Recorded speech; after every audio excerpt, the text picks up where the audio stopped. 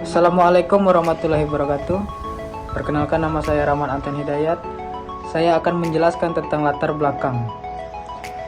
Kabupaten Bengkulu Utara sebagai salah satu kabupaten di Provinsi Bengkulu belum memiliki peraturan daerah tentang desa adat di Enggano. Esensi dari otonomi daerah adalah memberikan kewenangan kepada daerah.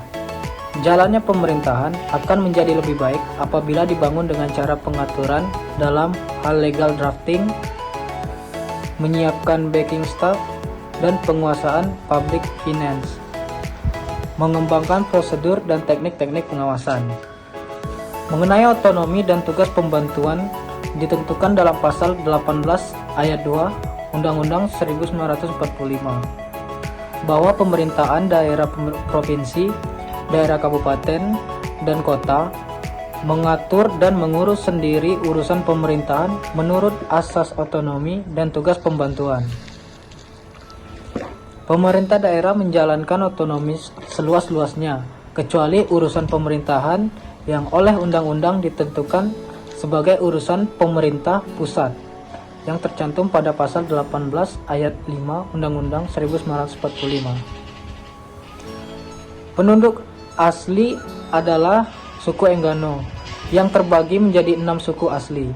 Penduduk asli Pulau Enggano terdiri dari suku Kauno, suku Kahoao, suku Kaharuba, suku Kaitaro, suku Kaaruhi, dan suku Kaamai. Masyarakat masih teguh memegang adat istiadat peninggalan nenek moyang. Nilai budaya masyarakat Pulau Enggano sangat dipengaruhi oleh budaya Islam. Sebagian besar masyarakat Pulau Enggano beragama Islam dan yang lainnya beragama Kristen. Kondisi kerukunan antar umat beragama sangat baik sehingga tidak pernah terjadi konflik horizontal. Jumlah masjid dan gereja di Pulau Enggano berjumlah 12 buah. Masing-masing desa memiliki satu masjid dan satu gereja. Dasar umum pembentukan peraturan daerah dalam Undang-Undang Nomor 23 Tahun 2014 tentang Pemerintahan Daerah merupakan dasar hukum pembentukan peraturan daerah, diatur dalam pasal 236 untuk menyelenggarakan otonomi daerah dan tugas pembantuan daerah pembentuk Perda. 1. Perda sebagaimana dimaksud pada ayat 1 dibentuk oleh DPRD dengan persetujuan bersama kepala daerah. 2. Perda sebagaimana dimaksud pada ayat 1 memuat materi muatan A. Penyelenggaraan otonomi daerah dan tugas pembantuan, dan B. Penjabaran lebih lanjut ketentuan peraturan perundang-undangan yang lebih tinggi. 3. Selain materi muatan sebagaimana dimaksud pada ayat ketiga, Perda dapat memuat materi muatan lokal sesuai dengan ketentuan peraturan perundang-undangan. Dasar kewenangan secara substansi terkait dengan peraturan penetapan desa dan desa adat dapat diawali dengan pemahaman tentang desa. Pemahaman tentang desa dapat dilihat pada bab ketentuan umum pasal 1 angka 43 Undang-Undang Nomor 23 Tahun 2014 yang menyatakan desa adalah desa dan desa adat atau yang disebut dengan nama lain, selanjutnya disebut desa, adalah kesatuan masyarakat hukum yang memiliki batas wilayah yang berwenang untuk mengatur dan mengurus urusan pemerintahan, kepentingan masyarakat setempat berdasarkan prakarsa masyarakat, hak asal-usul, dan atau hak tradisional yang diakui dan dihormati dalam sistem pemerintahan Negara Kesatuan Republik Indonesia. Dalam pasal 6 Undang-Undang Nomor 6 Tahun 2014 juga mengatur jenis desa, yaitu 1. Desa terdiri atas desa dan desa adat. 2. Penyebutan desa atau desa adat sebagaimana dimaksud pada ayat 1 disesuaikan dengan penyebutan yang berlaku di daerah setempat.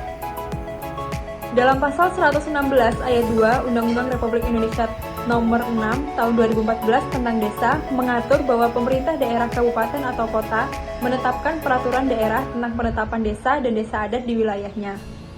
Assalamualaikum warahmatullahi wabarakatuh. Baiklah, di sini saya akan menjelaskan mengenai tentang identifikasi masalah.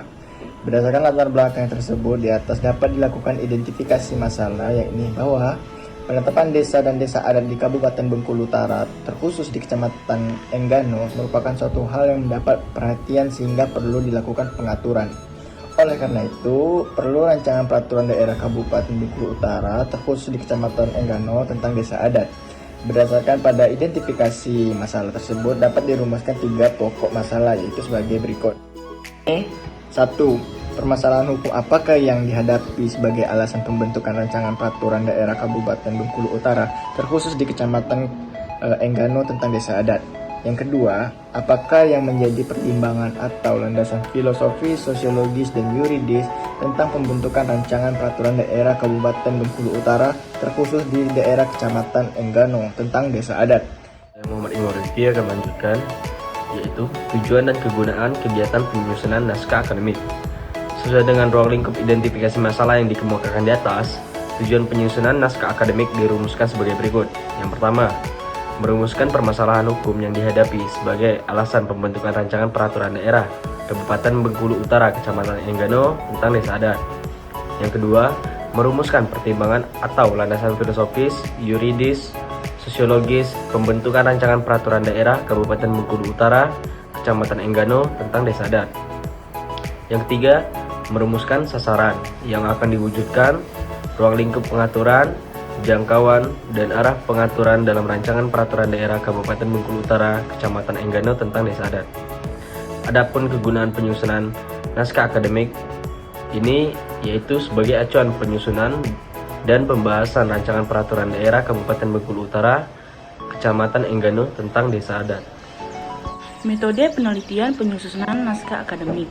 Penyusunan naskah akademik ini yang pada dasarnya merupakan suatu kegiatan penelitian penyusunan naskah akademik, digunakan metode yang berbasis metode penelitian hukum.